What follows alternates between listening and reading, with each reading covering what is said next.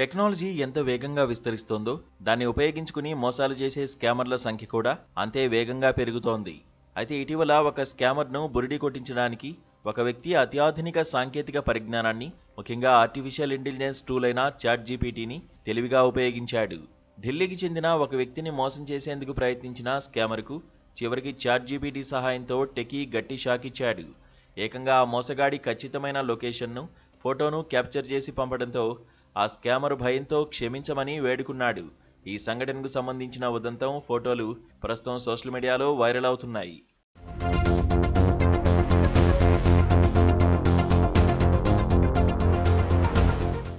ఢిల్లీకి చెందిన ఓ వ్యక్తికి ఫేస్బుక్లో ఒక సందేశం వచ్చింది. అందులో పంపిన వ్యక్తి తనను తాను కాలేజీ సీనియర్గా, ఐఏఎస్ అధికారిగా పరిచయం చేసుకున్నాడు. సిఆర్పిఎస్ అధికారైన తన స్నేహితుడు బదిలీ కారణంగా తన ఫర్నిచర్, విలువైన వస్తువులను చాలా తక్కువ ధరకు అమ్ముతున్నట్లు నమ్మబలికాడు. అయితే ఆ సందేశంపై ఆ వ్యక్తికి అనుమానం కలిగింది.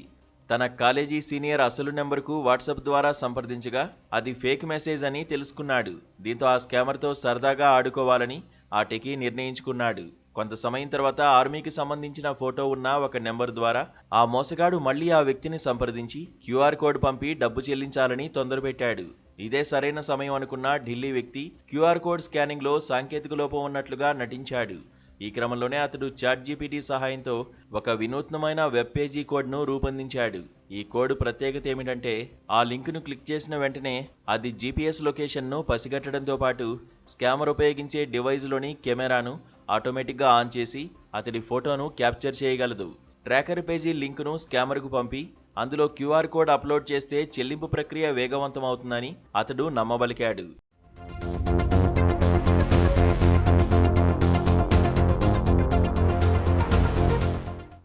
ఆ మోసగాడు ఎటువంటి అనుమానం లేకుండా ఆ లింకును క్లిక్ చేయడంతో అతడు ఉన్న ఖచ్చితమైన జీపీఎస్ కోఆర్డినేట్లు, ఐపీ చిరునామా, అతడి స్పష్టమైన ముఖం ఫోటో రూపంలో క్యాప్చర్ అయ్యాయి.